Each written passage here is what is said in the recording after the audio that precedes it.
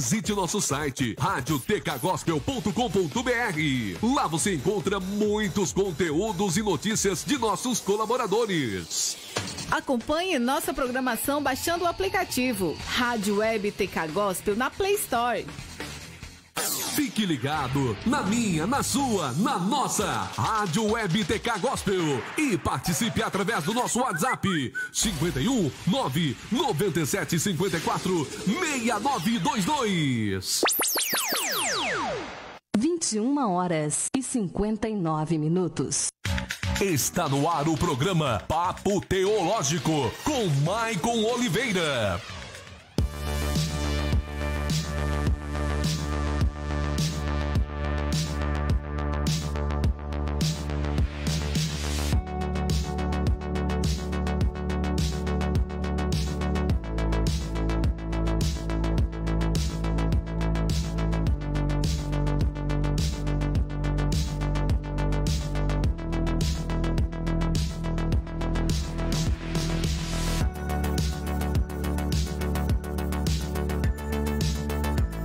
Muito boa noite, você que está ligadinho na Rádio Web TK Gospel.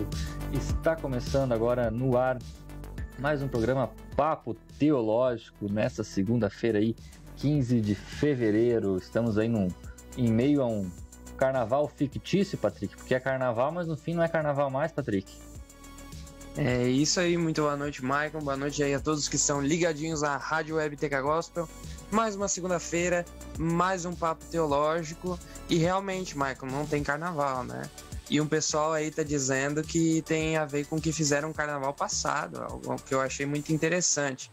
Mas nem foi no passado, né? Foi no retrasado, na verdade, né? Exato. Mas acho que essa questão da ira de Deus e de justiça, a gente tem que fazer um programa só para isso, para ver se isso ainda acontece, o que acontece, no Novo Testamento isso aconteceu, etc e tal. Então, acho que essa questão da ira de Deus é um programa só para ela. É interessante fazer um programa aí se Deus se vinga, ele acaba fazendo com o inocente. Podemos até pegar aquele texto de Abraão, né? Quando ele foi destruir Sodoma e Gomorra, e Deus foi destruir Sodoma e Gomorra, e Abraão intercedeu lá, dizendo, mas tu vai destruir justo com injusto. Dá pra fazer discutir com base naquele texto, essa questão aí de quando Deus se vinga. É isso aí.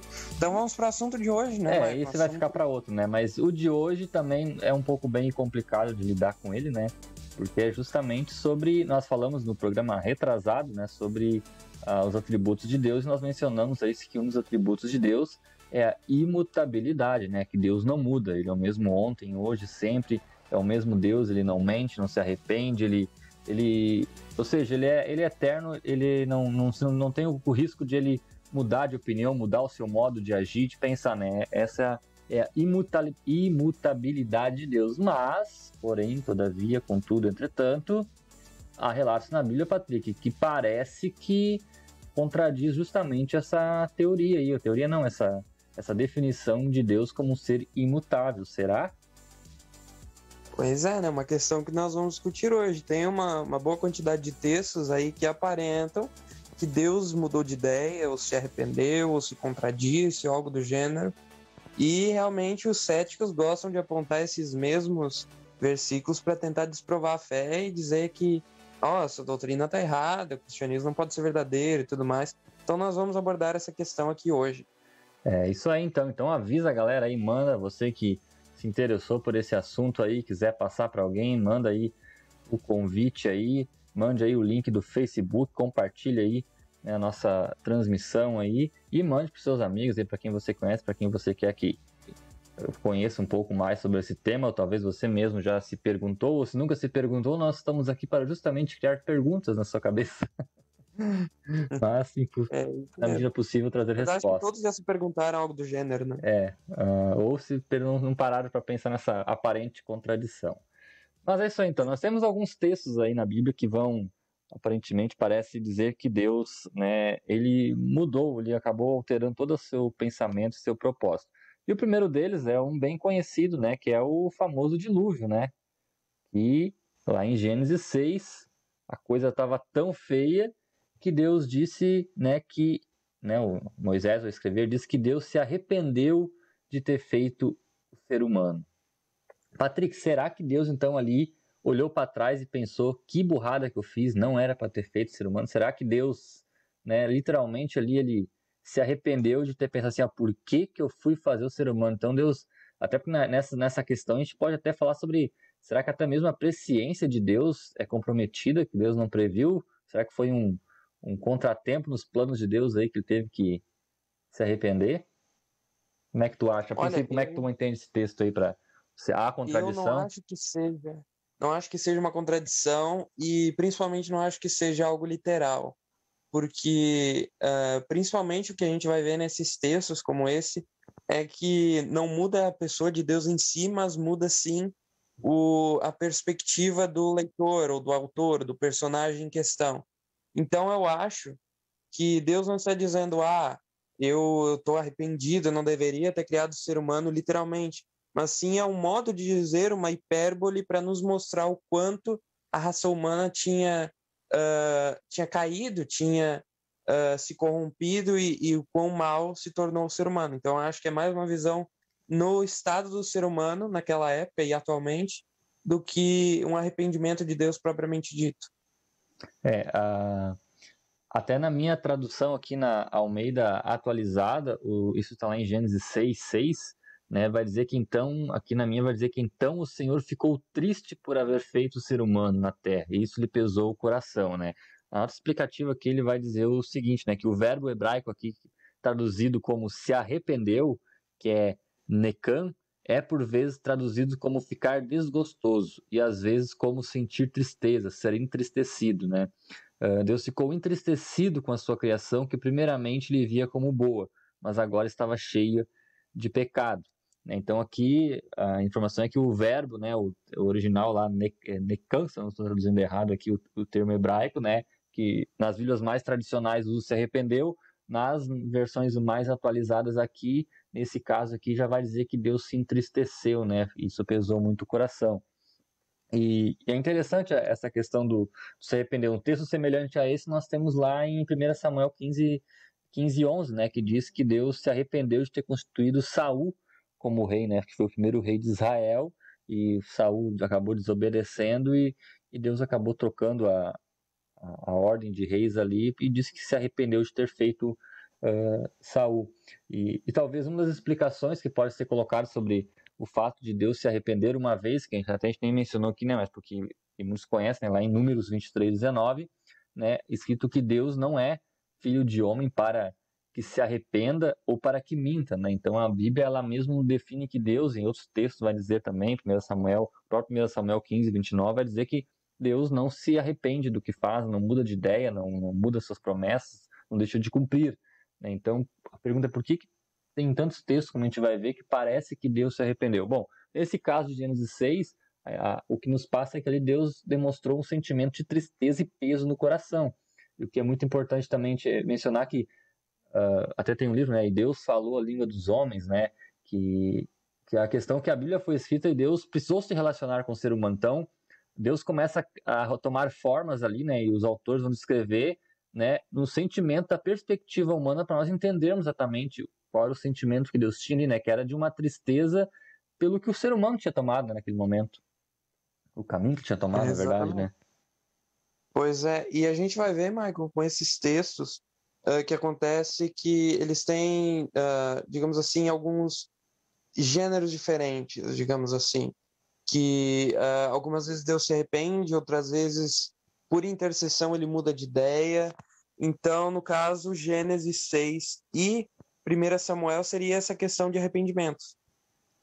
Isso, e porque a Bíblia como um todo, ela vai descrever, né, os autores vão descrever Deus, e Deus na sua eternidade, ele vai se apresentar ao homem, se fazer entender, como a gente sabe que Deus ele é espírito, né, então ele não tem ao menos através da encarnação de Jesus Cristo, né, mas de modo, digamos assim, teórico ali, assim, Deus não teria um corpo limitado físico, né, porque ele é onipresente, está acima. Então, é da mesma forma como Deus vai dizer, né, que os seus braços, os seus pés estão, os seus olhos, né, de certa forma Deus não tem esses sentidos literalmente como nós temos, mas, né, Deus se apresenta nessa perspectiva humana para ele poder justamente se relacionar e o ser humano conseguir chegar até ele de forma, né, de entender. Eu entendo assim que Deus ele reduz um pouco a sua amplitude para que ele possa justamente caber no nosso entendimento, né? Para que a gente possa entender como Deus age, como ele sente, porque Deus também apresenta sentimentos, porque não é à toa que nós somos criados à imagem e semelhança de Deus, né? E quando ele fala isso, não é uma aparência física, mas sim num estado de espírito, né? De emoções, sentimentos, poder de escolha. Essa é a questão da aparência, então, essa da semelhança. Então, Deus ele apresenta esses sentimentos, né? O que não diz que ele não sabia o que iria acontecer, mas demonstra que mesmo Deus sabendo o caminho das coisas, quando o fato em si acontece, isso lhe entristece. É como um pai que conduz um filho e ele muitas vezes sabe que naquele momento o filho vai passar por uma dificuldade. Ele preparou aquilo, ele vai, mas ele entende que aquela dificuldade é necessária passar. Isso não vai inibir que ele sabia da situação difícil que o filho ia passar, mas quando a situação ocorre realmente, o sentimento de tristeza vai pesar no coração, porque ele teve aquele sentimento, teve aquela compaixão, teve aquele momento. Então é como Deus sabia de tudo que iria acontecer, ele sabia do seu propósito, mas quando ele, no tempo da história, aquilo realmente acontece, né, o autor vai relatar que aquilo pesou no coração de Deus, né, entristeceu, ele sentiu triste ao ver a depravação humana. Eu, pelo menos, entendo assim essa questão. Exato. E eu acho, né, como eu disse, a maioria desses textos se resolve por questão de tradução e por questão de contexto, né? Porque, como a gente sabe, na interpretação bíblica, a gente tem que levar muitas coisas em conta. Tem que levar o contexto literário, né? O que as outras passagens em volta falam, e também o contexto histórico, certo? Do que, por exemplo, qual era a cultura, como eu já falei em alguns programas anteriores, o povo do Oriente Médio, como os hebreus, eles tinham esse costume de colocar hipérboles, usarem hipérboles durante diálogos ou durante textos escritos. Então era algo muito comum. E como eu disse, quando o Michael me perguntou o que eu achava que era esse arrependimento de Deus, entre aspas, foi justamente isso que eu encaixei ali, que na verdade não é necessariamente uma mudança de Deus, mas sim uma mudança da pessoa que está ouvindo ou lendo aquilo, e é uma hipérbole que demonstra o estado, por exemplo, naquele texto, o estado do ser humano, por exemplo. Ou, por exemplo, em 1 Samuel, que é o que Saul estava fazendo, a desobediência de Saul, para a gente ter noção que Saul estava fazendo tão errado, tanto mal, que chegou a entristecer o próprio Deus. Então a gente leva essas coisas em conta e a gente vê que não é necessariamente uma mudança de Deus, mas sim uma reflexão no estado que se encontra alguma coisa, como o exemplo de Saul e do Gênesis 6. Entrando em Saul ali, né, Saul tinha feito um sacrifício que não era para ele fazer, e Deus simplesmente, por intermédio do profeta Samuel, vai dizer, olha, estou arrancando o reino de Saul, né, agora eu vou dar uma outra pessoa, porque eu me arrependo de ter feito. E isso dá primeiramente um momento, poxa, mas foi próprio Deus que mandou Samuel ir lá e ungir rei. Será que ele já não sabia então que Samuel ia, né, fazer o que fez? Por que ele foi lá e escolheu? Então, será que é isso que Deus está dizendo? Né? Poxa vida, não era para mim ter escolhido Saul, daqui a pouco era para ter metido direto com Davi, né? Então, essas questões que às vezes gera, né, essa dúvida, né, tanto da imutabilidade de Deus, como até mesmo da sua onisciência, né? Poxa, porque se ele sabia que Saul já ia, né, dar ruim, por que ele já não... Por que ele escolheu, né? Mas a gente entende, pelo menos eu entendo, que nos propósitos macro de Deus, né, que como a gente falou na sua eternidade, né, ele enxerga o futuro e o presente ao mesmo tempo para ele, porque não existe tempo, né, nele. Ele, no seu propósito, né, entendeu esse processo de Saul ali era necessário, né, por isso que ele escolheu, já sabendo que Saul não iria dar certo e já tendo a ideia de Davi, até porque, olha só, como Deus já sabia que seria pelo caso de Davi, porque Saul, né, nós lembramos que Israel era dividido em 12 tribos, né, que são os filhos de Jacó. Deus sempre prometeu, desde lá, né, nas bênçãos de Jacó, que o rei, o Messias, viria pela tribo de Judá, assim, um descendente de Judá, né, que os reis seriam da tribo de Judá. E Deus vai lá e pega um descendente de Benjamim.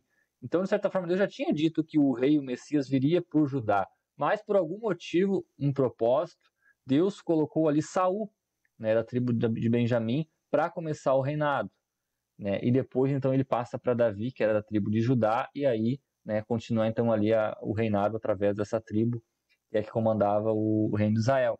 Então, ele tinha um propósito de colocar Saul ali, e quando chega esse momento de Saul, e ele vê Saul, né, menosprezar e virar as costas para Deus, o autor vai mostrar, olha, Deus se arrependeu, Deus se entristeceu, Deus, né, não gostou daquele momento de ter visto Saul fazer o que fez, porque Deus sabia já, obviamente, que Saul não iria, né, permanecer no reinado. Sim, com certeza. E só para dar um contexto bíblico do reinado de Saul, o que acontece é que, na verdade, foi o seguinte: o povo de Israel, ele queria se assemelhar a outras nações, ele não queria mais o reinado dos juízes. Então, eles viram os reinos pagãos em volta e pensaram, não, nós temos que ter um rei igual aos outros povos, igual às outras nações. Então, nós vamos escolher Saul, que era um cara forte, um cara popular, e escolheram Saul para se tornar rei de Israel. E aí foram, se eu não me engano, foram consultar Samuel lá, o que Deus achava e tudo mais. E Deus questionou eles, por que vocês querem um rei, sendo que eu já sou rei de vocês e tudo mais? Então, Deus, desde o começo, não gostaria que Israel tivesse um rei. Mas, né, livre-arbítrio, e o povo escolheu um rei, então, ok, muito bem, vamos colocar um rei aí, então. E no fim deu no que deu, né? No fim, Saul desobedeceu, caiu em desobediência, depravação. Então, aí nessa passagem diz que Deus se arrependeu, entre aspas, de ter colocado Saul lá. Mas desde o começo, Deus não queria que Saul necessariamente estivesse lá. Ele colocou por respeitar a escolha e o livre-arbítrio do povo. Só que deu no que deu, né? No final. Exatamente. E tanto que a gente falou antes, né? O próprio texto de 1 Samuel 15, logo adiante, o próprio Samuel vai dizer, né? Que Deus, ele não se arrepende, não muda de ideia. É tipo assim, ali Deus revela uma tristeza, um pesar no coração pelo que aconteceu, mas ao mesmo tempo ele vai dizer, Deus, ele não volta atrás naquilo que ele fala, ele não, né, fica cada vez um Deus instável, né, que a gente não, quando ele vai chegar, a gente não sabe como é que ele tá, se ele vai estar de bom humor, de mau humor, né, isso é interessante, né, que essa a gente falou no programa da imutabilidade, né, deu uma pincelada, que a imutabilidade de Deus, ela tem a sua força na questão do seu ser, né, o caráter de Deus, a sua moral, né, o seu modo, né, ser eterno. Ele é o mesmo Deus, com os mesmos princípios, com o mesmo rigor, a mesma santidade que ele sempre foi. Não é um Deus que hoje esse Deus já não está tão de bem com a vida, já tem outro. Não, ele sempre é o mesmo Deus. Muito embora essa questão da moral ainda tenha uma polêmica em cima dela, né, mas de modo geral, o caráter de Deus, a essência dele, essa nunca mudou, né. Agora, o mudar de ideia ou aparentemente revelar esse sentimento de arrependimento, né, ele aparece na Bíblia, mas, né, a tradução talvez mais correta é justamente na questão de tristeza, né, de Deus demonstrar esse sentimento, né, que ele estava triste com aquela situação, não necessariamente de que no arrependimento, como nós usamos essa palavra, de quem, puxa, por que eu fiz, né, olha só a escolha errada, né? Geralmente quando a gente fala arrependimento, a gente está meio querendo dizer assim, ó, tomei um caminho errado, né? Tomei uma decisão errada e me arrependi dela, não era para mim ter feito isso, né? Mas não é esse o caso exatamente quando Deus menciona essa questão de arrependimento. Acho que resumidamente seria isso aí, né? Exato, mas uma questão interessante, voltando a isso que tu mencionou do Deus volátil, que não está sempre em não está necessariamente de bom humor ou de mau humor, está sempre mudando. Na verdade, isso é apontado por alguns como sendo uma diferença de deuses, né? Como se o Antigo Testamento e o Novo Testamento tivessem deuses completamente diferentes. Porque a gente vê, de certa forma, uma diferença de tom, né? No Antigo Testamento era mais justiça e fogo caindo do céu, fogo enxofre e tudo mais. E no Novo Testamento é mais o amor, a graça, a salvação. Então, alguns, incluindo alguns antigos hereges, né, como, se eu não me engano, o gnosticismo, que tinham essa visão de que o Deus do Antigo Testamento e do Novo Testamento eram deuses completamente diferentes. E como a gente sabe, isso é impossível. Por quê? Porque Deus é somente um e porque ele não muda. Então tem que ser o mesmo Deus, sendo um Deus somente, né? Então, essa questão de mudança de tom, Deus mudou no Antigo Testamento, Deus mudou no Novo Testamento, vale lembrar que desde o começo, em várias passagens do Antigo Testamento, a gente vê referências ao Novo Testamento, né? Então, isso é uma prova de que, na verdade, Deus não mudou, mas sim o Novo Testamento, a Nova Aliança, era desde o começo o seu plano. Mas isso é só uma pontinha do iceberg, é só uma passagem por cima, e a gente pode ver isso acho que isso rende um outro programa, mais um específico para isso, que é a questão da mudança de alianças. Deus mudou aí também, coisa assim. Eu acho que isso rende um assunto muito mais demorado, a gente poderia passar muito mais tempo falando sobre isso. Esse é o principal livro que a gente poderia se utilizar disso, é o livro de Hebreus, né? Ali, o autor de Hebreus, ele destrincha a antiga aliança, né, para mostrar o que ela significava. Que na verdade não é que Deus mudou o plano para a nova aliança, mas é que a antiga aliança era um tempo necessário dentro do propósito de Deus para preparar para uma nova aliança, né? Lá, se eu não me engano, é Paulo que vai fazer uma comparação que a antiga aliança era como um aio, né?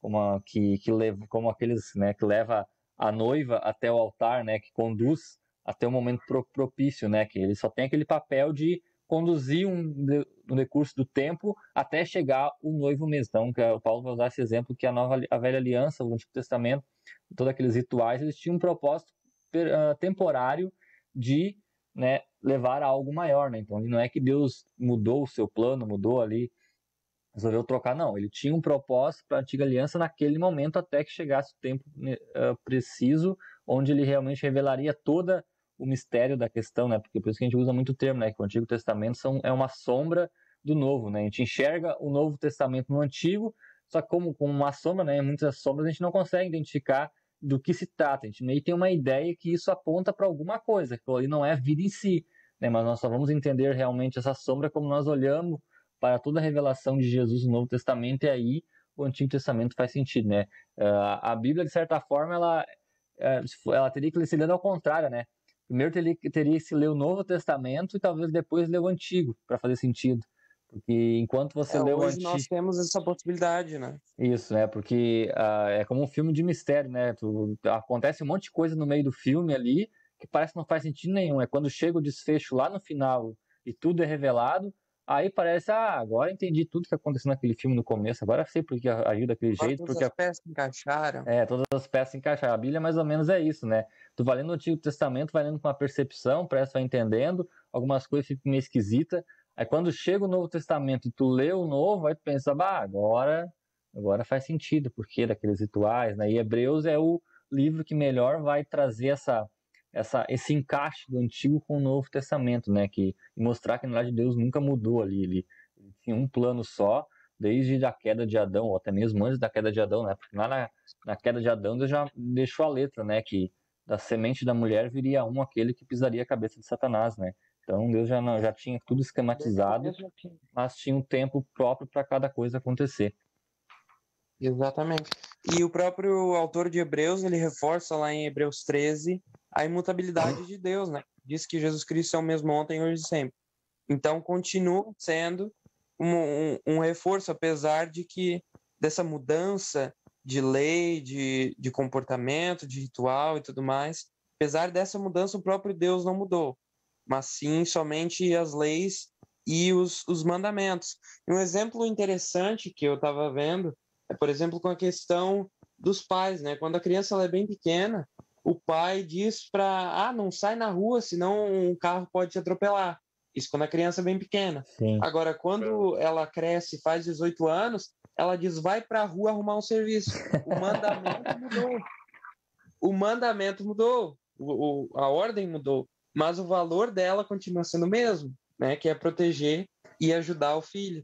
Então, esse é o exemplo que eu vi e realmente se encaixa perfeitamente nessa questão do Antigo e do Novo Testamento, que Deus pode ter dito, faça desse modo lá em anos antes de Cristo, mas a partir do nascimento de Cristo, a partir do começo do Evangelho, aí é outro mandamento, com outra aliança, com outras regras e com outros propósitos. Então, muda completamente, mas o valor continua sendo o mesmo, né, que é a salvação e a redenção da humanidade. E para fechar essa parte do arrependimento ali, dessa questão de Saul ali e do ser humano, eu vou até pegar aqui uma definição aqui, uma explicação do próprio Wayne Grudem aqui, que ele vai dizer que, e mais ou menos, eu não tinha lido isso antes, né? Eu fui ler agora, né? Mais ou menos a gente está no mesmo espírito, é mais ou menos isso que nós estávamos falando, né? Ele vai dizer que os casos de arrependimento de Deus diante da criação do homem e do fato de ter feito Saul rei também podem ser entendidos como expressões de descontentamento presente de Deus diante da pecaminosidade do homem, né? Em nenhum desses casos a linguagem ela é forte o bastante para fazer pensar que Deus pudesse começar de novo e agir de modo diferente. De fato, não criaria o homem ou nem faria Saul rei. Pode, em vez disso, subentender que a ação divina anterior conduziu a acontecimentos que, a curto prazo, lhe trouxeram pesar, mas que, assim mesmo, a longo prazo, acabariam realizando os seus bons propósitos. Isso é, em certo sentido, comparável à conduta de um pai humano que permite que seu filho tome um caminho que ele sabe que trará muito pesar, tanto ao pai quanto ao filho, mas assim mesmo permite, pois sabe que tem um bem maior e duradouro a de virar disso, né? É exatamente o que a gente estava comentando, né? É um sentimento de descontentamento que Deus sabia, mas dentro daquele tempo presente, né? O nosso tempo, né? Que Deus não tem esse tempo presente passado, mas se comunicando com nós naquele tempo, ele vai dizer: isso me doeu, isso me pesou em ver isso, né? Me entristeci em ver o homem que eu tinha criado bom, né? Ter chegado nesse ponto que de certa forma eu sabia que ele ia chegar, mas isso me ver agora me dói, me machuca, né? Porque a gente vê que isso é legal, porque a gente vê que Deus não é um ser totalmente assentimental, não há sentimentos, não. Ele tem sentimentos também, né? Ele demonstra isso na nossa linguagem, de ver isso, essa situação, né? Então essa é a fecha, né? Essa questão, Deus não se arrependeu no sentido de ter pensado que ele podia ter feito de outro modo, não. É o arrependimento de ter visto aquele pesar, aquela situação de pecaminosidade, tanto do ser humano, como do erro tão doloroso de Saul ali. Exato, né? E uma questão que entra, que a gente pode analisar, que é a questão do próprio dilúvio, né? Acho que a gente não entrou nessa parte ainda do dilúvio, que na verdade o que acontece é que Deus, ele quer começar toda a raça humana de novo a partir de Noé, né? Isso. Então, mas o que acontece é que na verdade o próprio Noé cai em pecado, seus filhos caem em pecado e o ciclo começa todo de novo. Exatamente. Né? Então, o que acontece é que Deus, Deus não teve seus planos frustrados, porque ele com certeza já sabia que isso ia acontecer. Então, com certeza, tinha algum propósito em toda essa questão de Deus ter eliminado os seres humanos que estavam vivos naquela época, que provavelmente iriam causar mais problemas ainda, seriam ainda piores. E como a gente sabe, a gente lê ali em Gênesis, aqueles seres humanos eram completamente depravados e é argumentável se eles não eram piores do que os seres humanos de hoje, né? Verdade. Talvez sim, talvez não. Talvez sim, talvez não. Mas é possível, né, que eles iriam causar problemas ainda maiores. Pode ser que eles causariam a destruição do mundo, mas isso a gente só idealiza, né? A gente só teoriza porque não é algo certo, mas a gente confia em Deus que realmente aquilo ali foi para o melhor e como na verdade não só aquilo, como tudo que acontece durante o período bíblico e durante a nossa vida, que tudo que acontece é realmente para aquele que ama Deus, tudo que acontece é para o nosso próprio bem, né? Como o próprio Paulo escreveu em uma das cartas. Exatamente. E a questão de Noé ali e o dilúvio demonstra justamente que Deus, ele não trocou o seu plano, porque ele não recriou a humanidade, mas ele a preservou, né, a continuar do mesmo sentido, mas o ser humano já tinha o pecado entre si. E um fato interessante ali em Gênesis, né, que é um outro assunto, mas que é a questão das idades, né, que até o dilúvio, as idades narradas da genealogia eram idades enormes, né, 900, 800 anos, que para quem lê, você se assusta, né? Eu estava vendo os documentários e comentários, os atores que estão fazendo a novela Gênesis, foram perguntar para os arqueólogos, né? Acharam, poxa, essas idades, tá certo? É figurativo? Eram essas idades? Porque para quem teve contato pela primeira vez lá nesses atores com a Bíblia, se assustaram, assim, em ver essas idades tão enormes, né? E numa pesquisa rápida que eu fiz, assim, olhando o que se entende depois do dilúvio, isso mudou. E Deus mesmo fala em Gênesis, né? Que não não deixarei mais o homem viver tanto por causa dessa maldade, né? Então este viverá no máximo 120 anos. Então a gente percebe que talvez essa maldade totalmente fora do comum que fez Deus, né, olhar e destruir, querer destruir toda a Terra. E lembrando, né, Patrick, né, na questão do dilúvio ali, não se presume que a Terra tinha 6 bilhões de habitantes, né? Se presume que o alcance da população era bem menor, né, do que seria hoje. Então não podemos imaginar um dilúvio destruindo um planeta com 7 bilhões de habitantes como tem hoje, né? Provavelmente a população era bem local na região da Mesopotâmia. Mas Deus, de certa forma, essa maldade ficou tão forte, provavelmente por como o homem vivia muito, né? Talvez Deus permitia ali que a biologia humana tivesse essa idade mais avançada. Então o homem tinha 900 anos para fazer burrada, né? Imagina, com 100 anos, com 80, né? Já é esse troço todo. Imagina o ser humano poder viver. Imagina o pior ser humano que você conhece na vida aí, que você já ouviu falar. Imagina se esse cara vivesse 900 anos, como é que seria a situação, né? Então Deus ali...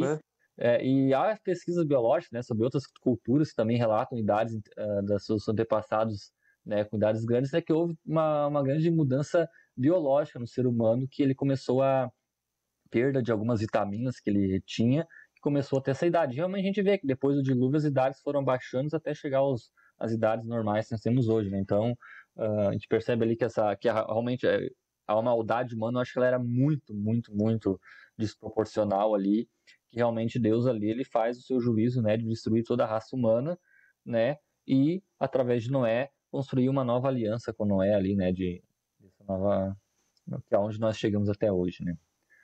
Exato. Na verdade, né, a gente vê como se fosse velha e nova aliança, né, mas na verdade ali no contexto, Deus faz várias promessas e várias alianças com um monte de gente, né. Por exemplo, tem Abraão, com quem ele faz uma aliança, né, que Abraão seria pai de muitas nações.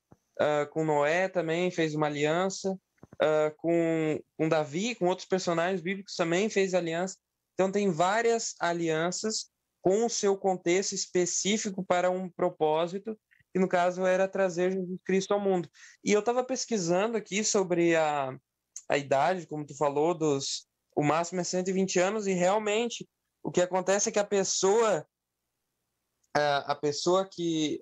mais bem vivida, né, digamos assim, na história, foi um homem, acho que foi uma mulher francesa, que viveu até a casa dos 122, para ser específico. Então a gente não passa mais essa casa dos 120. E quem chega é um a cada não sei quantos milhões, né, que consegue. Pois é, e então não tem como, a gente só vai mais, não chega mais aos 900 e tudo mais. E como tu mencionou ali antes, realmente a população ela era bem menor, vivia mais, mas era bem menor, e também ela estava muito concentrada ali naquela região da Mesopotâmia, que, segundo a própria ciência, foi o berço da civilização, né? As primeiras cidades, primeiros aglomerados de sociedades começaram ali naquela região da Mesopotâmia. Até porque existem algumas teorias de que o Jardim do Éden se encontra ali perto da Mesopotâmia, né? Sim, por causa dos rios que Moisés denomina ali, né? Exatamente. Na verdade, o que acontece é que ali naquela região da Mesopotâmia, onde hoje é o Iraque, né, o atual Iraque, tem dois rios que são citados na Bíblia, né? Que é o Tigre e o Eufrates, né? Então, a teoria é de que, na verdade, o Jardim do Éden ele se encontra ali naquela área do Golfo Pérsico, certo? Ali ao sul da Mesopotâmia, tem essa teoria de que o Jardim do Éden afundou por ali, e ele submergiu, e então ele não se encontra mais acima da terra, mas sim submerso por água. Então é uma teoria bem interessante e que realmente faz sentido, né, por todo o contexto bíblico. Então é mais um exemplo da Bíblia, na verdade, concordando com a Bíblia em alguns aspectos. Porque como a Bíblia não é um livro escrito em Marte, né, em Nárnia, né? Ele é um livro que ele vai ter muitas e muitas referências históricas que cidades que existem hoje, ou que existiu na época, que embora não existam hoje, é arqueologicamente comprovado que na época do escrito do texto essa cidade realmente existia, né? Então, né, a Bíblia, embora não seja um livro científico arqueológico, né, ela ao narrar vai citar os fatos concretos ali não criou cidades fenomenais que nunca existiriam na Terra, né? São cidades que realmente existem ou existiram em suas épocas, né, contextualizadas. Mas seja, seriam outras... Recentemente encontraram os restos, né, do que eles teorizam, que provavelmente os restos de Sodoma e Gomorra, que tem toda uma questão ali que tem rastros de um meteorito que caiu ali naquela região, deixou rastros. Então eles teorizam que ali foi a região das duas cidades que iludiam muitos arqueólogos por muitos anos e encontraram esses restos que tem uma grande possibilidade, uma grande chance de ser a região das cidades de Sodoma e Gomorra. Então, de novo, a Bíblia está sendo comprovada pela ciência pouco a pouco, mas vale a pena lembrar de que a Bíblia ela não é um livro científico. Apesar de conter verdades científicas e verdades teológicas, ela não foi escrita para ser um livro científico, mas sim um livro teológico.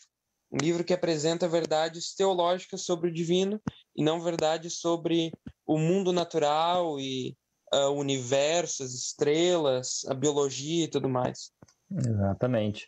Mas ainda que a gente fugir um pouquinho do assunto aqui para dar algumas curiosidades bíblicas, né? Aproveitar, então você já ganhou um bônus aí de umas curiosidades, mas lembrando aí que nosso tema hoje é sobre Deus mudar de ideia, mudar de opinião. Falamos aí então que, embora o texto bíblico traga aí algumas vezes, como em Gênesis e depois em Samuel, que Deus se arrependeu de fazer o homem e de ter feito Saul, esse texto não necessariamente significa que Deus, né, queria ter feito de modo diferente e por algum motivo ele acabou não fazendo por sua incapacidade de saber algo, né? Não é isso que o texto diz, mas sim que ele teve uma profunda tristeza por aquele evento que estava acontecendo.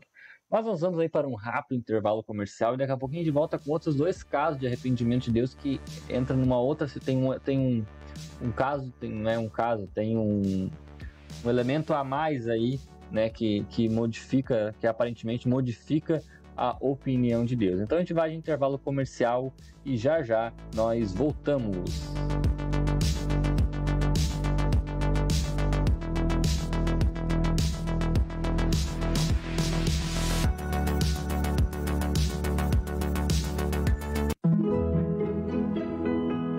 Laboratório Labor Vida, em Taquari, Rua José Antero de Siqueira, 357 Centro. E em Itabaí, Rua João Claus, junto ao Sindicato dos Trabalhadores Rurais. Laboratório de Análises Clínicas. Telefone WhatsApp 51 3653 1502. Resultados que inspiram confiança. Você conhece os benefícios do Plano Costa? Quem tem o Plano Costa tem acesso à sua ampla rede de convênios para cirurgias, internações hospitalares, exames, consultas médicas e odontológicas, fisioterapia, psicologia, nutrição, fonoaudiologia, pilates e massoterapia, entre outras diversas áreas da saúde e bem-estar, além de acesso a serviços de ambulância 24 horas e auxílio funeral de até R$4.000. Tudo isso a partir de R$19 mensais por família, sem carência e sem limite de idade. Plano Costa, 25 anos de vocação para o cuidar. Consulte nossos planos. Rua 7 de Setembro, 2356, Centro, Taquari, Rio Grande do Sul. Telefone 51 3653 7488.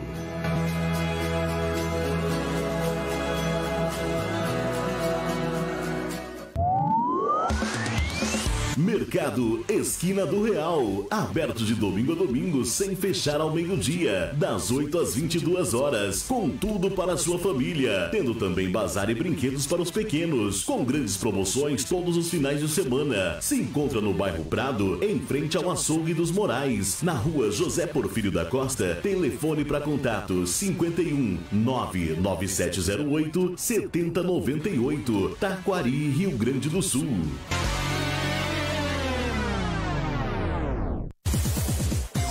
SA Informática, manutenção e formatação de computadores, notebook e impressoras, recarga de cartuchos, instalações de câmeras e alarmes, monitoramento via internet, telefone WhatsApp 51 98208 3339. Fale com o Sandro, Taquari, Rio Grande do Sul.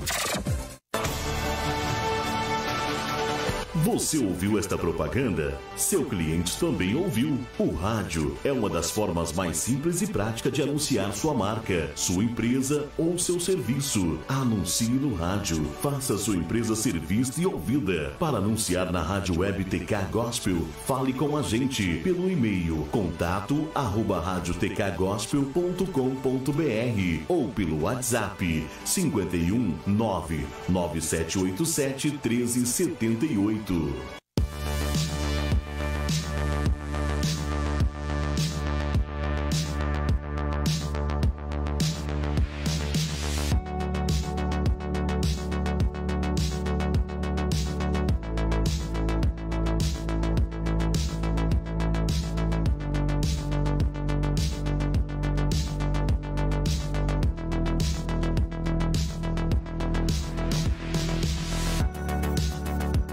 É isso aí, estamos de volta em nosso programa Papo Teológico, falando aí sobre a imutabilidade de Deus e as aparentes contradições bíblicas aí de que Deus não muda. Por que ele se arrependeu de ter feito homem? Por que ele se arrependeu de ter feito Saul como rei? Como a gente falou no bloco passado, e esperamos aí que tenhamos aí conseguido esclarecer que na verdade não há uma contradição, mas simplesmente uma linguagem de tristeza e pesar que Deus tinha. Mas agora, Patrick, nós vamos falar aí do nosso um trecho que eu gosto muito, que está lá em Êxodo 32, que é o nosso grande amigo Moisés, né? Esse aí a galera conhece bem aí, né? E Moisés, coitado, esse passou trabalho, Moisés, né? Porque, olha, não foi fácil a pegada para ele.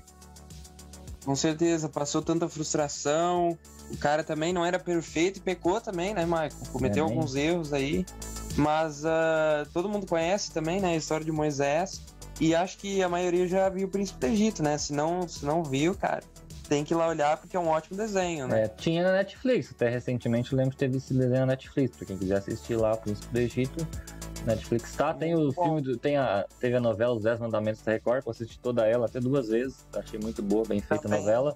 Tem o filmezinho, que é um resumão no filme também bem bacana lá, feito, bem emocionante. Mas nós estamos aqui mesmo 32 na parte onde ali o povo resolveu criar um bezerro de ouro, aí fez uma burrada lá, Moisés estava no monte, Moisés desceu pistola lá, quebrou as tábuas da lei, Deus também ficou louco, o pessoal que estava entrando, e aí Deus vai olhar para Moisés e vai dizer o seguinte, lá em Êxodo 32, versículo 9. Disse o Senhor a Moisés: tenho visto que esse povo é um povo obstinado. Deixe-me agora para que a minha ira se acenda contra eles e eu os destrua.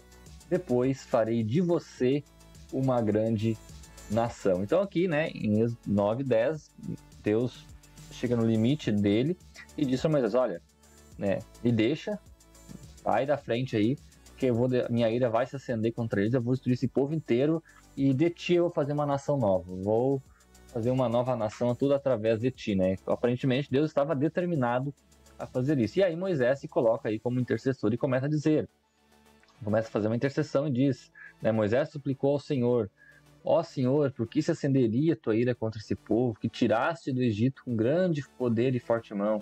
Porque diriam os egípcios, foi com intenção maligna que ele os libertou para matá-los no monte e bani-los da face da terra? Arrepende-te do fogo da tua ira, tem piedade, não tragas este mal sobre o teu povo. Lembra-te dos teus servos Abraão, Isaque e Israel, os quais juraste por ti mesmo, né? Farei que seus descendentes sejam numerosos como as estrelas dos céus, e lhes darei toda essa terra que lhes prometi, para que a sua herança seja para sempre. Aí diz o versículo 14, sucedeu que o Senhor arrependeu-se do mal que ameaçara trazer sobre o povo. Ô Patrick, será que Deus é meio pavio curto aí, que às vezes fala umas coisas sem pensar e depois volta atrás do que ele disse?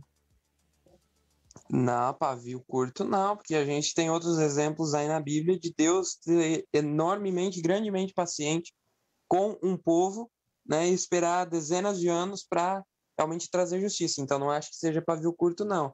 E na verdade o que eu acho que Deus quis dizer aqui, que ele disse, conversou com Moisés, como eu falei no começo do bloco anterior, é que o que acontece é que Deus está usando uma linguagem a fim de, digamos assim, testar, a fim de mudar, ver se a opinião da pessoa ali, qual é a opinião da pessoa, ver o que ela vai dizer, né? E é uma mudança justamente para a pessoa que se encontra, que talvez um personagem, um leitor, um escritor, né, para analisar a sua própria posição. E essa questão de que Deus falou para Moisés, né, de que iria destruir o povo e tudo mais, eu vejo como um teste, uma prova de fé similar à que ele fez com Abraão, que acho que o pessoal também todo conhece a história de Abraão, né, que teve que levar o seu filho ao monte, Isaac ao monte para ser sacrificado e tudo mais, e no fim Deus mandou um anjo e disse, não faz isso, não faz isso, que Deus viu agora que tens fé. Então acho que esse é um teste muito similar, né, que Deus na verdade disse isso para ver, entre aspas, qual é a reação de Moisés, né, e de certa forma Moisés fez a coisa certa, interceder pelo povo, pedir que Deus tenha misericórdia, né? Por mais que Deus não mudou de ideia, né? Que ele já sabia que isso iria acontecer, ele não iria destruir o povo. Provavelmente, se Moisés não tivesse dito nada, ele ia levar um abordoado lá do ouvido, ia levar um castigo, a repreensão de Deus, e Deus não iria destruir o povo do mesmo jeito. Então, eu acho que é mais um teste, eu vejo como um teste para a pessoa e para a opinião de Moisés, porque é muito tentador, né? Que Deus ofereceu ali fazer de Moisés, sua descendência, uma grande nação. Então foi muito tentador para Moisés, né? Tu imagina hoje Deus olhar para o cara e dizer assim, principalmente alguém que está talvez na liderança de algum grupo grande, ou que está sob responsabilidade dele, uma grande povo, e Deus olhar assim e dizer, quer saber, ô fulano, eu vou destruir essa galera toda aí, vou fazer um propósito novo com a tua vida, tá? Vamos esquecer essa turma toda incomodando aí, e contigo eu vou fazer o troço acontecer. Vai dizer que propósito. No caso de Moisés, estava com 1 milhão de pessoas apurrinhando a orelha dele lá, só incomodando. Deus olha para Moisés e fala, vamos destruir esse povo inteiro aí, e de ti eu começo um troço diferente aí, vamos fazer uma nova nação. Que proposta, né? E essa tua interpretação é interpretação bem interessante, né? Porque a comparação, porque, né? De certa forma ali Deus faz os testes não porque ele quer descobrir algo, mas muitas vezes porque ele quer mostrar para a pessoa que ela possa se descobrir, né? No caso de Abraão lá, Deus fez o teste não porque ele queria saber se Abraão tinha fé, mas para que Abraão conhecesse a sua fé, né? Mesmo caso de Jó, né? Não porque Deus queria saber se Jó ia aguentar ou não, mas para que Jó pudesse ter uma experiência nova. E no caso ali, para que Moisés pudesse se posicionar, né, nessa situação. Mas mesmo que não seja esse motivo, né, um outro entendimento ali, né, é que Deus ele age, ele muda a sua posição conforme um fato novo existir, né?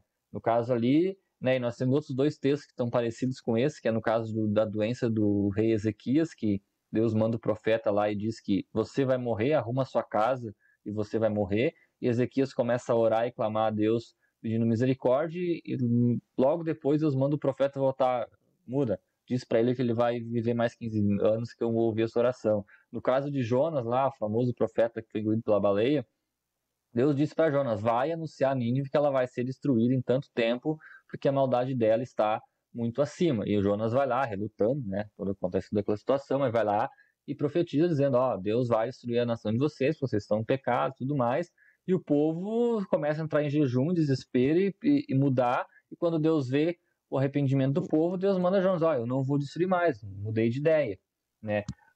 Eu entendo ali, e pesquisando eu vejo que é uma interpretação também mais recorrente, que Deus, ele muda as suas posições conforme os fatos novos acontecem. Qual é o fato novo que aconteceu ali? Houve uma intercessão sincera, né, de Moisés, né?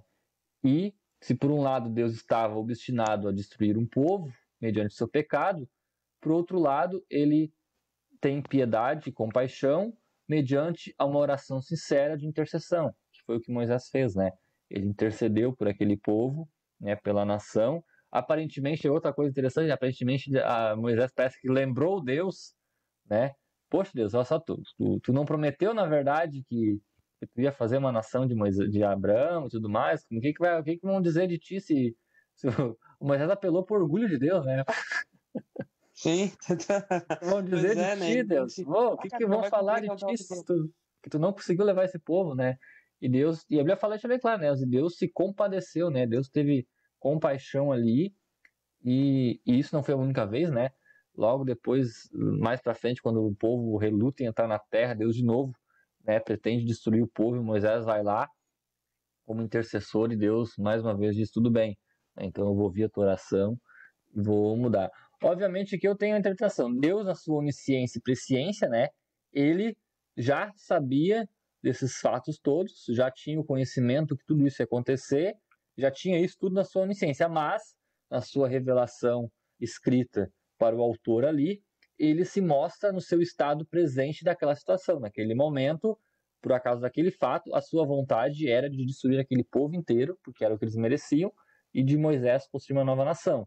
Mas o fato é que Moisés se coloca num lugar de intercessão e ali clama, né, para que Deus, né, se lembre das suas promessas e não faça nada, e tenha misericórdia e compaixão. E Deus, como nós falamos, né, nos seus atributos, que é longânimo, né, e tem compaixão, Deus então, né, a Bíblia vai usar ali, né, se arrepende, né, do mal que ameaçara, mas ali na verdade eu entendo que Deus está querendo dizer que Deus, de certa forma, ele se compadeceu, na verdade, né, daquele povo, do mal que ia trazer, e levou em consideração a intercessão de Moisés.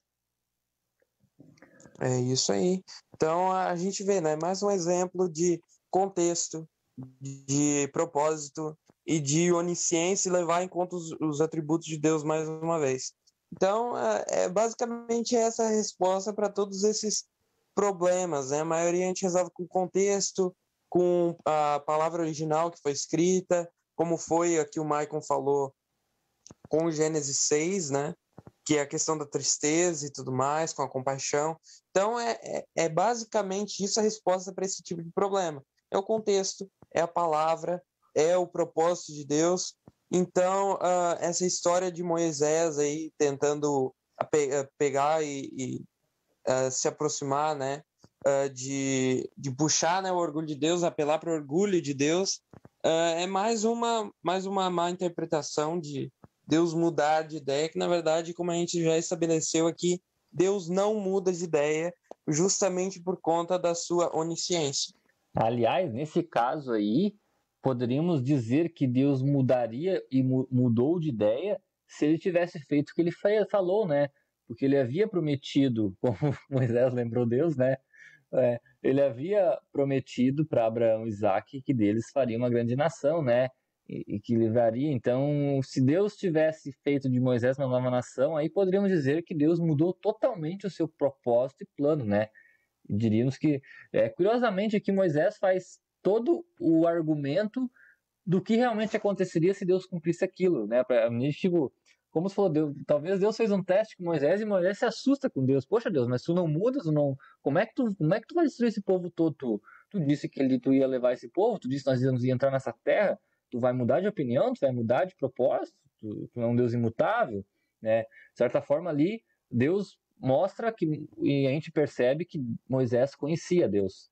Ele conhecia o Deus que ele era. Ele dizia, poxa, isso não pode estar certo, não pode acontecer isso, porque Deus não iria mudar toda a sua promessa, né, que ele fez, né? E então, na verdade, Deus teria mudado de ideia se ele tivesse cumprido o que ele fez, né? Tivesse matado o povo e tivesse feito de Moisés uma grande nação, né? Porque daí ele teria mudado todo o propósito que ele tinha feito lá atrás. Isso é uma coisa interessante de se lembrar.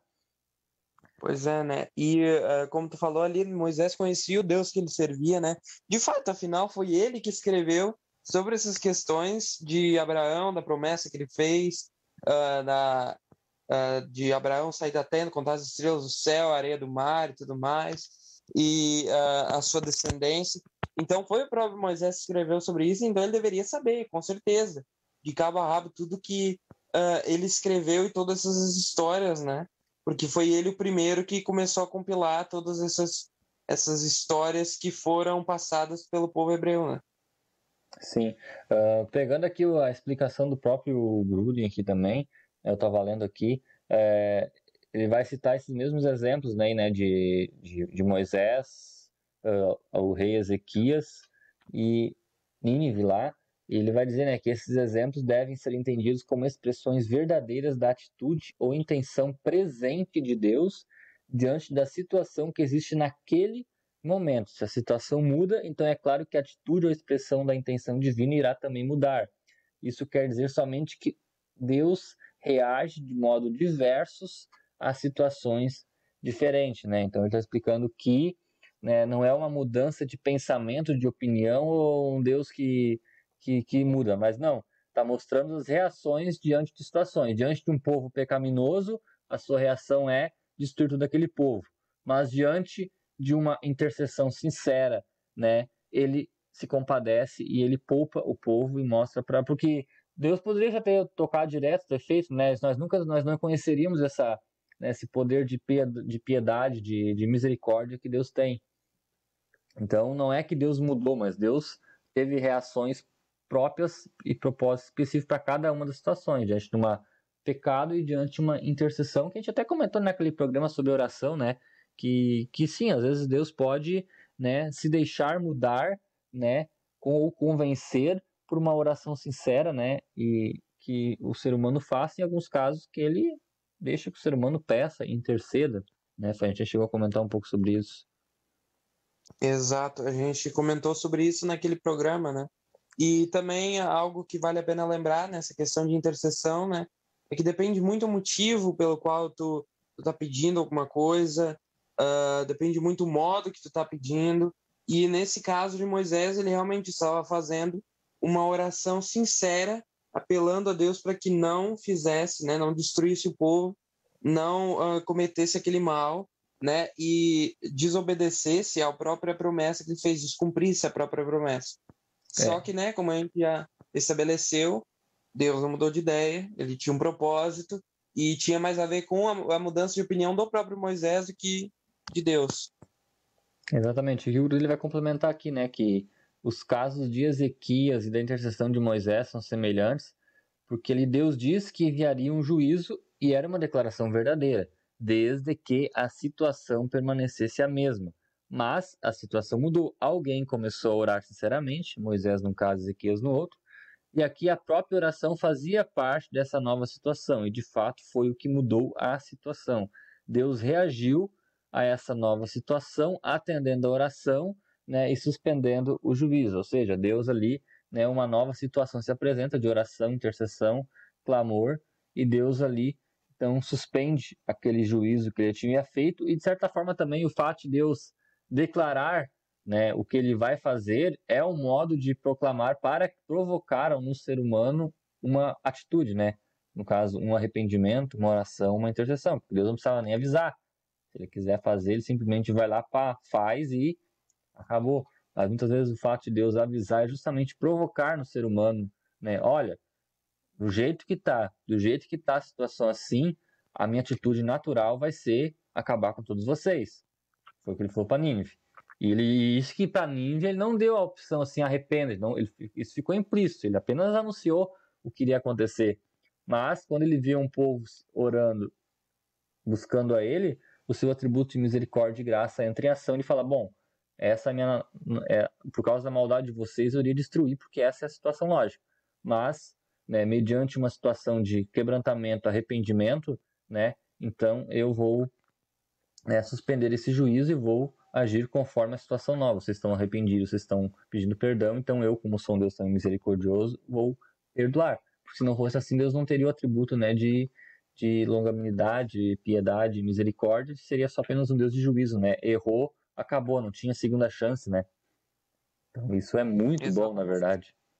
E a gente vê que não é isso que acontece, né? Justamente pela existência do Novo Testamento e pela própria mensagem de Cristo, que ele não veio para julgar e para trazer juízo, mas sim para salvar, né? Então, é uma certa mudança em tom, entre aspas, né? Mas o propósito e a mensagem sempre foram uma só, sempre foram a mesma. Exatamente. Então, aí eu acho que, já encaminhando aí para o final do programa, eu acho que a gente conseguiu, dentro do possível, né, de certa forma, não solucionar, mas minimizar essa aparente contradição na Bíblia, né, sobre um Deus que não muda, que não se arrepende, que não falha nessas promessas, né, nesses fatos ali que esses são os mais famosos, né, de um Deus que aparentemente mudou de ideia, se arrependeu de fazer algo, ou até mesmo de um momento para outro trocou todo o seu modo de agir, né? que, na verdade, não há nenhuma contradição, porque Deus realmente ele é imutável, né, em seu caráter, né, nos seus propósitos, suas promessas. Se Deus prometeu, né, cumprir algo, isso vai acontecer, embora no meio do caminho ele tome as suas atitudes, né, da queda do homem, ele disse que, né, que viria uma semente que esmagaria a cabeça de Satanás. Ele disse depois, mais especificadamente, que viria um descendente, né, que seria através dele que abençoaria as nações todas. E nós vimos que tudo isso se cumpriu, né, com todas as situações que ocorreram, né, todos os momentos de tristeza que alguns casos levaram a Deus, mas Jesus veio, morreu na cruz e cumpriu o propósito desde a queda, né, que era Jesus poder trazer a redenção à humanidade. Então Deus não mudou no seu propósito, Deus não chegou na metade do Antigo Testamento lá, eu não vou mandar mais Jesus, eu troquei de ideia, eu vou pensar num outro modo para arrumar. E isso nos dá a garantia que, da mesma forma, Deus, quando promete, né, que Jesus Cristo voltaria para reinar, né, e nos buscar, Deus não temos o risco de, no meio do caminho, algum anjo chegar no céu lá e convencer Deus do contrário, né? Esse propósito está determinado, né, e ele vai acontecer, né? Não sabemos quando, mas ele vai acontecer. Então, essas imutabilidades de Deus é que nós temos que descansar e agradecer, que é o que deixa Deus o mesmo ontem, hoje e sempre. Agora, em caso específico, né, diante de umas situações e reações diferentes, Deus, né, e geralmente quando atribui a sua graça e misericórdia, ele pode mudar, né, aparentemente a sua opinião ali do que ele iria fazer por justamente ser um Deus misericordioso, ou ele pode sentir o arrependimento, no caso, no sentido de tristeza por momentos que acontecem naquela situação, né, de como Deus pudesse olhar hoje para a humanidade e pensar, né, poxa, olha só, né, como me arrependo de ter deixado ficar o troço assim, porque, né, está doendo no momento, mas faz parte desse propósito até que chegue o dia da redenção final. Então, Deus não muda de opinião, não muda de personalidade, não muda das ideias, de propósito. Eles são eternos e imutáveis, mas Deus reage em cada situação de modo diferente se essa situação, né, o faz mudar. Seria mais ou menos isso aí, Patrick. Não sei se tem mais definição melhor para resumir tudo isso. Eu acho que é isso aí mesmo, Michael. E como a gente já pegou mais uns 2 assuntos aí, né, para futuros programas, acho que já está de bom tamanho. A gente poderia estender mais, né, falar sobre esses outros assuntos, mas aí a gente iria passar mais algumas horas aí conversando sobre isso. Então, acho que por aqui já dá para a gente explicar e tentar ver, né, analisar o que realmente essas passagens, essas supostas contradições dizem, e a gente viu que, na verdade, às vezes são equívocos, às vezes são más interpretações, só que, claro, essa é a nossa visão a partir, né, de uma análise que a gente fez do contexto e da literatura, né, do contexto histórico, literário, tudo mais. Então, a gente não resolveu, digamos assim, a gente não resolveu o problema, a bem dizer, né? Mas a gente ofereceu uma resposta, uma espécie de análise, um caminho, algo que possa estimular a compreensão, a análise de outras pessoas, né? E talvez possam ter uma resposta diferente da nossa, mas continuamos aí, então, com essa teologia aí. Então, vamos ver, né, Michael? Acho que semana que vem vamos falar de mais outro assunto, talvez um desses assuntos aí. O que temos para semana que vem? Semana que vem ainda não decidimos ainda exatamente. Muito provavelmente, se não for na semana, logo em seguida, nós vamos sair falando sobre... Como nós estamos aí já... Agora, quarta-feira, entraria, né, o calendário litúrgico, né, seria a quaresma, né, aquele período de quarentena antes da Páscoa, né, aqueles 40 dias. Nós já vamos começar a trazer alguns assuntos para prepararmos aí para a situação pascal, né? Não apenas falar sobre a ressurreição de Jesus, assunto esse que a gente falou ano passado, né? 2 programas sobre a ressurreição de Cristo, mas, de certa forma, nesse conjunto de programas, entender todo esse plano de salvação, o porquê dessa situação da morte, né? Vamos mencionar, talvez conversar um pouco sobre a origem exata da Páscoa lá no Antigo Testamento, né? Com o nosso grande amigo Moisés lá, como tudo começou, e tentar trazer nesses próximos programas aí um link bem legal aí para quem escutar todos eles poder ter um arranjo bem bacana de como né, esse plano de salvação ele se executou, porque, né, como o pecado, né, teve influência em tudo isso, como Deus resolveu todo esse problema, por que esse pecado entrou, como ele se desdobrou. Então a ideia é, esses próximos programas, a gente já começar a ter esse link de encaixe para... E, de certa forma, isso acaba sendo uma das principais bases do cristianismo, né, e do evangelho, né? Então, entender isso eu acho muito interessante. Mas, no meio disso, a gente pode daqui a pouco pegar esses assuntos que a gente falou ali, né? Principalmente esse da questão da antiga e da nova aliança, trazer esse paralelo, esse link, né, de como elas se complementam e não se contrapõem, né? Como muitos pensam. Exatamente, né? Tem toda uma polêmica ao redor dessa questão de antiga e nova aliança, né? Leis cerimoniais, leis civis e leis morais. Essa distinção ela é muito importante para entender o Antigo Testamento, entender o que mudou e o que não mudou. Exatamente. Mas é isso aí, gente. Esperamos aí que vocês tenham gostado do programa aí, né? E a grande lição, talvez, que fica hoje, talvez podemos deixar aí, é que mesmo o nosso Deus imutável, né? Estático ali nos seus propósitos, né? Não importa o quão erro a gente cometa, o quão falho a gente seja e comete, mas se não demonstrarmos um coração arrependido, né? Contrito ali, e clamarmos a Deus por misericórdia e graça, ainda que o seu atributo imutável seja, né, um dos atributos de Deus, ele também é um Deus misericordioso e compassivo, né? E, né, muda até mesmo uma sentença de morte mediante uma oração sincera, né, que o adore, que peça perdão e que reconheça os pecados. Então, nunca perca a oportunidade de orar e buscar e pedir a Deus graça e misericórdia, porque nós podemos entrar com confiança em sua presença, sabendo que Ele é um Deus misericordioso e muito compassivo, né, mediante uma oração sincera de arrependimento. É isso aí. Patrick, deixa então o seu boa noite aí. Antes de deixar o boa noite, eu vou deixar então aí o cronograma, né? Amanhã de manhã, às 6 horas, aí tem o programa Roda de Galpão. Meio-dia tem o Guilherme aí com as notícias quentinhas, a hora da informação. À noite tem o programa do Pastor Milton aí, né? Futuro Triunfante. E às 22 horas tem o programa de Louvor e Adoração com o Júlio Alcione, um programa meio especial, uma reprise aí de uma participação de um irmão que nos deixou semana passada, né? O irmão Danilo, que teve no programa, infelizmente ele agora está com o Senhor, né? A família permitiu, e amanhã então estaremos ouvindo essa reprise desse programa de uma forma de homenagem, né, à família, né, desse irmão que nos deixou aí na semana passada, e que Deus possa confortar toda a família dele. Então fique ligadinho amanhã às 22 horas essa reprise. Nos demais dias da semana aí, você fique ligadinho na programação da Rádio ABTK Gospel. Quinta-feira aí tem o Connect. Sexta-feira tem o programa do Pastor Ubirani às 21h20 e tem o Frequência Jovem às 22 horas. E semana que vem, a segunda-feira, estamos nós de volta aqui, Patrick. Então, deixe seu boa noite aí, suas últimas palavras desse programa. É isso aí, então deixa aí meu boa noite. Adeus aí a todos que estão ligadinhos na Rádio ABTK Gospel. Semana que vem tem mais papo teológico, mais um assunto que nós ainda vamos decidir, né?